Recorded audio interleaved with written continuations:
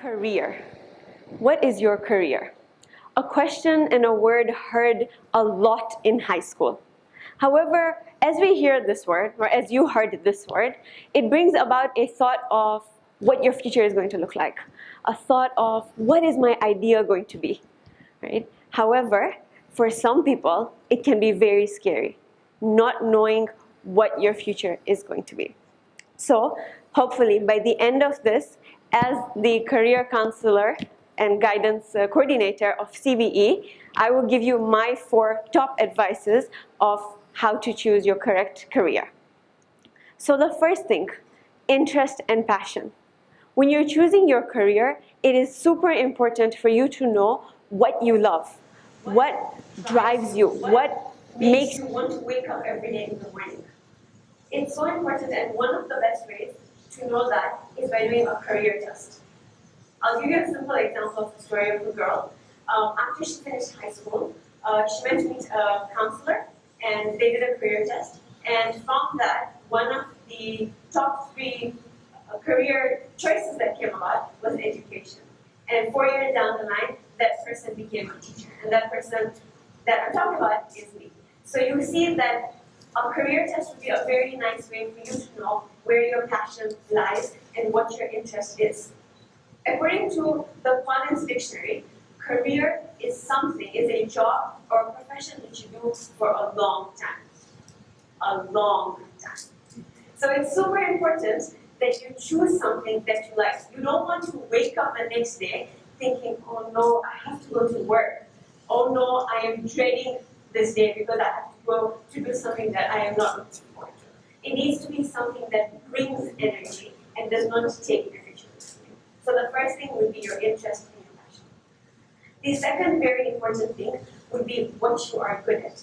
It's very important to see, as a high schooler, to see what subjects you have chosen, which subjects you like, which subjects you enjoy.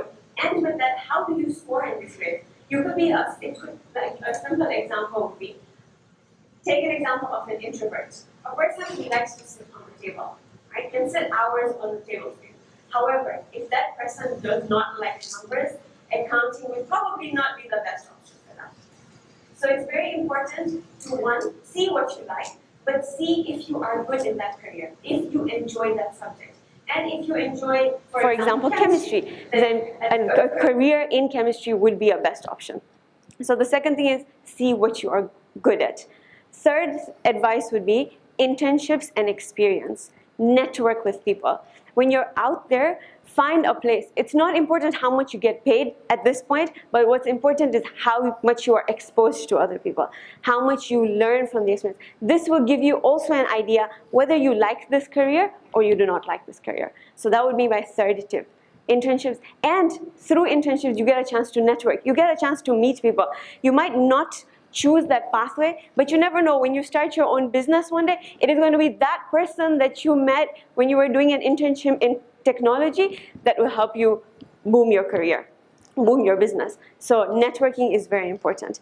And the last advice I would give is balance. Make sure the career you choose can help you balance your life. When I say your life, I mean 3 things. 1, your work.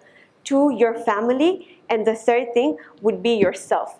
What you enjoy to do, your leisure time, how much time you keep for yourself to have fun, and your spiritual self. A career that will help you grow in your spirituality. It shouldn't be a job that you decide to take up for yourself, and this way all your spiritual, you can't make it to mosque, you cannot focus on that. So this is the 4th point. Need to make sure that you can balance all 3 aspects of your life. So to conclude, I would like to say that you are living your life. Do not compare yourself to other people and what they have done, or do not have somebody impose their possible career onto you. It is your choice, but never feel that it is too late. What you make a decision now is what you have to stick on.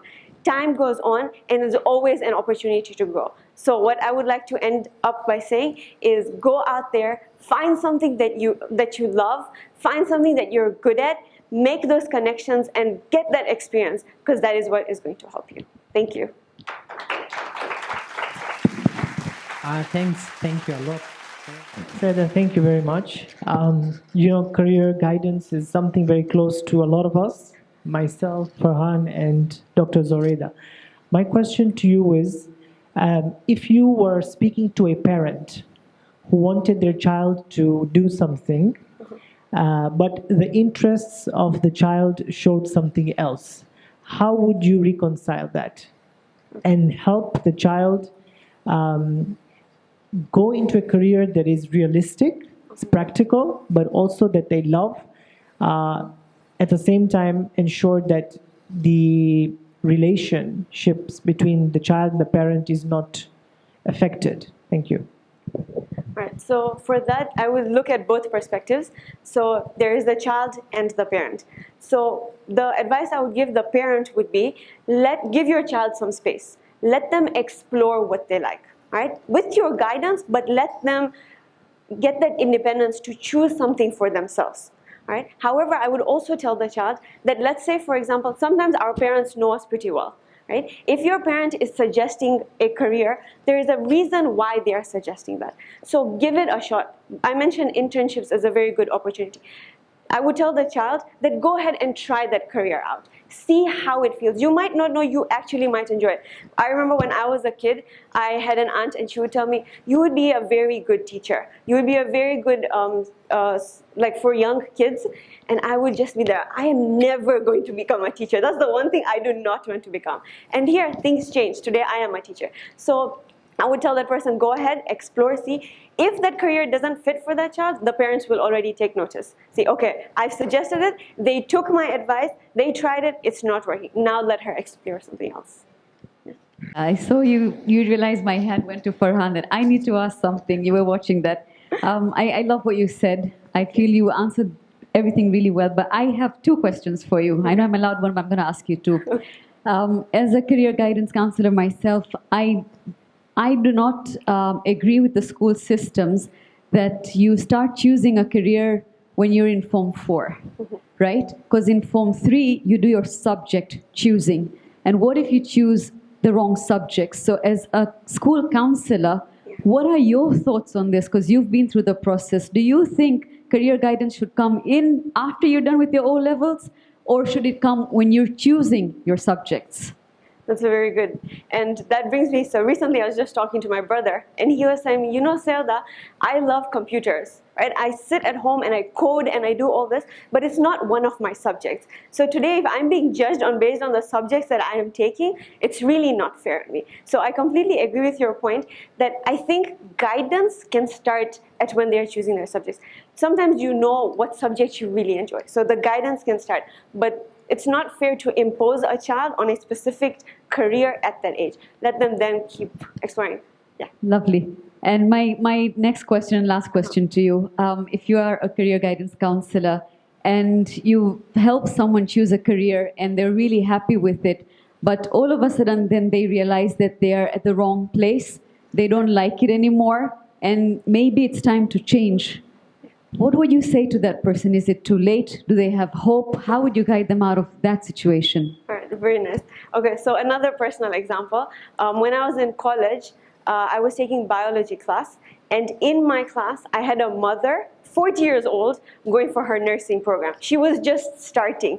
And I sat there and I looked at her and I was like, you know what, it's not too late for me. I can choose whatever I want. I can make a mistake. I can stumble and start over again. When I was in Hausa, I was starting Farsi class and I had, again, mothers, fathers, elderly people, grandmothers who had just moved into Iran, and here they are starting a language. So it's never too late. There's always chance for growth. Excellent. Just one thing I'll add on. I've been through 5 different careers myself before I got where I am.